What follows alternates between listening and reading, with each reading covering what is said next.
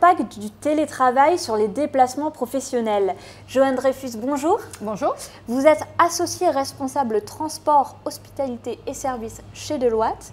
Alors, vous le voyez, hein, chez Deloitte, le travail évolue. Qu'est-ce que vous pouvez nous en dire? Moi, c'est clair qu'on a vécu 14 mois exceptionnels, si on peut le dire comme ça, une vraie rupture avec nos façons de travailler.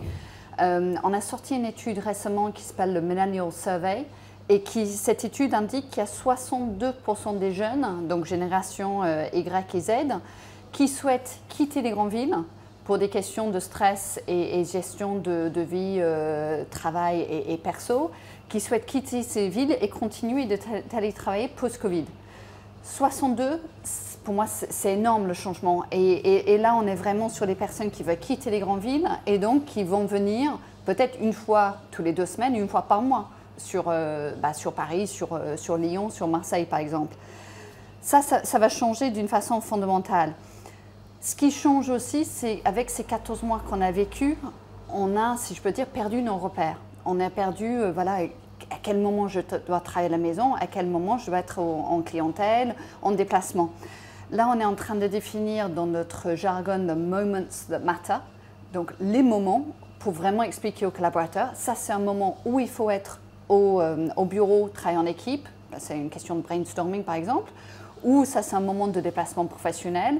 Ou ça, c'est un moment où il faut vraiment être en clientèle. On doit retrouver en fait des règles de jeu de cette nouvelle vie suite à ces 14 mois un petit peu exceptionnels. Alors, quel impact ces évolutions auront sur le voyage d'affaires? Alors, plutôt dans quelques mois, j'imagine, plutôt on va parler au futur, auront sur le voyage d'affaires. Est-ce qu'on peut parler de revenge tourism? Est-ce qu'on peut parler de workation éventuellement? Oui, non.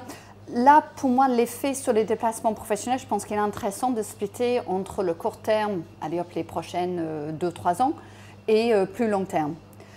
Au niveau court terme, là, à mon sens, il faut considérer 2-3 éléments.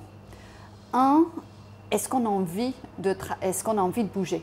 Donc, il y a cette question de revenge tourisme. Donc, on a vu sur le tourisme personnel avec un envie vraiment pressant de quitter sa ville et d'aller voyager.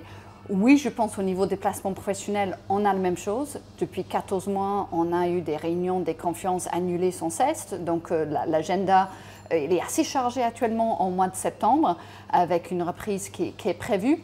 Donc, oui, je pense qu'on va avoir une reprise d'un côté. De l'autre côté, il faut considérer, est-ce que les gens ils sont prêts à voyager? Et là, on fait une étude tous les mois qu'on appelle le Consumer Tracker Sentiment Survey, de vraiment comprendre le sentiment des personnes. Et en France, actuellement, on a seulement 40% qui sont prêts à prendre un avion. 60% ne sont pas prêtes à voyager en avion. Actuellement, pour les hôtels, c'est 50-50. Donc, il faut qu'il y ait cette envie de voyager ou l'acceptation de voyager. Et le troisième élément que j'ajouterais un petit peu à cette mix et cette cocktail, c'est les comptes de résultats des entreprises. Depuis 14 mois, le ligne déplacement était assez ronde, à peu près 0. Donc, pour que les entreprises avec une santé peut-être un peu fragile lâchent un peu cette ligne-là, ils vont challenger the moments that matter. Est-ce que vraiment il faut qu'on voyage? Est-ce que cet déplacement il est impératif? Donc, je pense qu'on a cette mix de la personne, l'individu, la société et c'est besoin. Est-ce que j'ai vraiment besoin de me déplacer? Tous ensemble, ça va définir les prochaines 2-3 ans. Vis-à-vis le niveau de voyage 2019, je pense qu'on va se retrouver à peu près à 50% de ce niveau-là en 21, 70-22 et peut-être une reprise entraînée à la normale, si on peut dire ça, en 23. Donc on a encore un petit trajet à faire. Alors lié à ces évolutions de comportement, il y a également le sujet de la prise de conscience écologique. Ouais. Est-ce que selon vous, il y a une évolution des attentes du côté des entreprises, des voyageurs d'affaires? Est-ce qu'on peut parler également de ce concept du nudge? Est-ce que vous pouvez nous expliquer ce que c'est?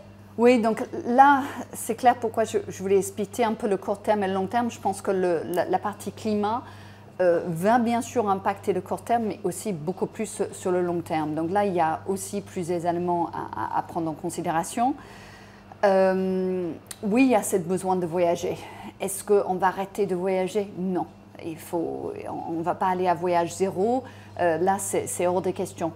Mais là, depuis quelques mois, on voit des annonces des grandes banques en Europe, un certain nombre de grandes banques qui ont annoncé 50% de moins de voyage. Ça va avoir quand même un impact très fort, c'est des forts consommateurs de voyage. Il y a une étude récente qui est sortie par STR, qui est très intéressant. Ils ont questionné un certain nombre d'individus qui ont l'habitude de voyager. Et là, on est sur 28% qui annoncent aujourd'hui qu'ils vont moins voyager dans l'avenir. Donc oui, il y a ces effets long terme, beaucoup drivés par le climat et ses choix. Donc si les entreprises voyagent 50% de moins, si les individus sont prêts à voyager 28% de moins, ça va avoir un impact assez fort. Chez Deloitte, pour donner un exemple, donc nous avons fait une annonce il y a quelques mois, on va voyager 50% en moins vis-à-vis de notre niveau avant Covid, donc vis-à-vis le niveau 2019. Ça ne va pas venir comme ça parce qu'on a quand même assez peur que suite à l'ouverture de droit de voyager, on aura cette revenge tourisme et on va envoyer de voyager. Donc ce qu'on a créé chez nous, c'est un outil qui s'appelle Shift and Go sur ce concept de nudge. Donc Shift and Go, on va avoir, dès qu'on veut se déplacer, on va aller dans l'outil et la première question qui va nous se poser, c'est est-ce que c'est entre guillemets un moment that matter? Est-ce qu'il faut voyager? Est-ce qu'il faut vraiment que ça soit physique? On reprend sur les banques, ils ont beaucoup annoncé que les voyages vont réduire, c'est les voyages dans la journée. C'est clair que le Paris-Bruxelles pour une réunion de 2 heures, on se posera à nouveau maintenant des nouvelles questions. Donc, Shift and Go, première question, est-ce qu'on doit voyager?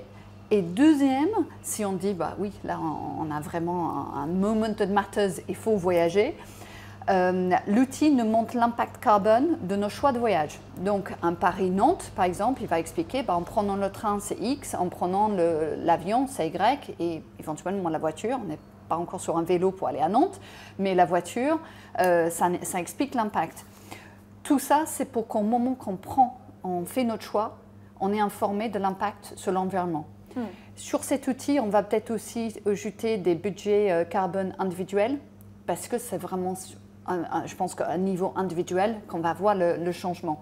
Donc, il y a des nudges, il y a toutes les formations qu'on peut faire, toute l'information qu'on peut lire et la compréhension de la situation, mais après, dans les outils, au moment qu'on réserve, on met des nudges assez forts. Est-ce qu'on a obligé de voyager et comment vous souhaitez voyager avec votre empreinte carbone? Donc le nudge pour pousser les collaborateurs à avoir le bon comportement, en fait, à choisir le moyen de transport le moins polluant. Exactement. L'idée, c'est de passer via le nudge avant peut-être d'aller sur un contrôle de budget individuel. Je pense que là, on n'est quand même pas encore à ce niveau-là, mais déjà, c'est nudge dans les déplacements professionnels qui aura, je pense, tout de suite un impact sur les déplacements de loisirs. J'ai du mal à savoir qu'on va être capable de compartimenter notre comportement. Donc, alors, au sein du voyage d'affaires, il y a des outils qui existent également sur le même principe. Est-ce qu'on peut dire que finalement, Deloitte vient un peu concurrencer ces outils des entreprises du voyage d'affaires? Ces outils, on va les utiliser en interne, mais aussi chez nos clients. C'est clair qu'on a besoin, nous, d'aider en fait toute la place à changer.